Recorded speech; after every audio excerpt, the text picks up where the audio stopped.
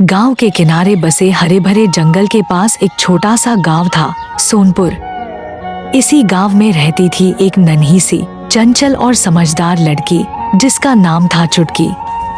उसकी आंखों में हमेशा जिज्ञासा चमकती रहती और दिल में किसी की मदद करने की सच्ची चाह। चुटकी को कहानियां सुनना, पेड़ों से बातें करना और जंगल के रास्तों पर घूमना बहुत पसंद था। गांव के लोग जंगल से थोड़ा डरते थे क्योंकि वहां एक पुराना खंडहर था। कहा जाता था कि उसमें एक डायन रहती है। रात होते ही अजीब आवाजें आती और कई बार लोगों की गायें या मुर्गियां गायब हो जाती। बड़े बूढ़े बच्चों को सख्त हिदायत देते थे कि वे जंगल की ओर न जाएं। पर चुटकी का मन सवालों से भरा रहता। क्या सच में डायन होती है? और अगर होती है तो क्या वह वाकई बुरी होती है? एक दिन गांव में बड़ी परेशानी आ गई। कुएं का पानी सूखने लगा, फसलें मुरझाने लगी और हवा में अजीब सी उदासी छा गई। लोग बोले, यह सब डायन का काम है। सरपंच ने तय किया कि कोई भी जंगल की ओर नहीं जाएगा।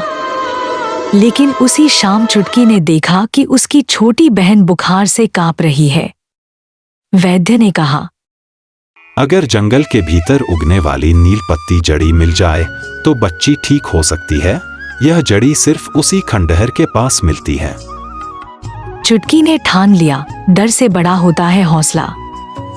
रात ढलते ही वह अपने गले में ताबीज डालकर, हाथ में लालटेन लेकर जंगल की ओर चल पड़ी।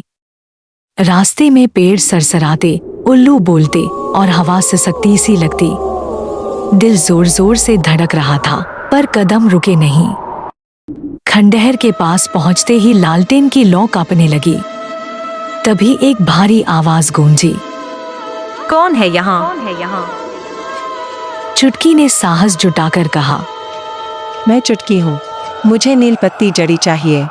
अंधेरे से एक आकृति निकली, लंबे उलझे बाल, गहरी आंखें और झुर्रियों भरा चेहरा। वही थी डायन।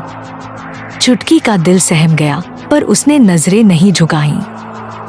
डायन हंसी, सब मुझे बुरा कहते हैं, पर तुम अकेली यहाँ कैसे आई? चुटकी ने अपनी बहन की हालत और गांव की परेशानी सब बता दिया। उसकी आवाज में डर था पर सच्चाई भी।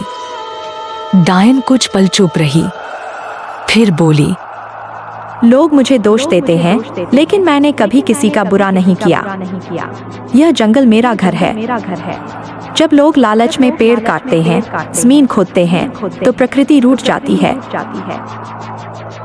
यह सुनकर चुटकी को लगा जैसे किसी ने उसकी आंखें खोल दी हों। डायन ने उसे नीलपत्ती जड़ी दी और कहा, इसे सही तरह से उबाल कर देना और गांव वालों से कहना, अगर जंगल की रक्षा करेंगे तो जंगल भी उनकी रक्षा करेगा। चुटकी ने धन्यवाद कहा और लौट पड़ी। सुबह होते होते उसकी बहन की हालत सुधरने लगी। कुछ ही दिनों में फसलें फिर से हरी होने लगी और कुएं में पानी लौट आया। चुटकी ने गांव वालों को सब बताया। पहले तो किसी ने यकीन नहीं किया, पर बदलाव अपनी आंखों से देखकर लोग समझ गए। सरपंच ने गांव में सभा बुलाई। तय हुआ कि जंगल में बिना जरूरत कोई पेड़ नहीं काटेगा, पानी बचाया जाएगा और खंडहर के पास किसी को नुकसान नहीं पहुंचाया जाएगा।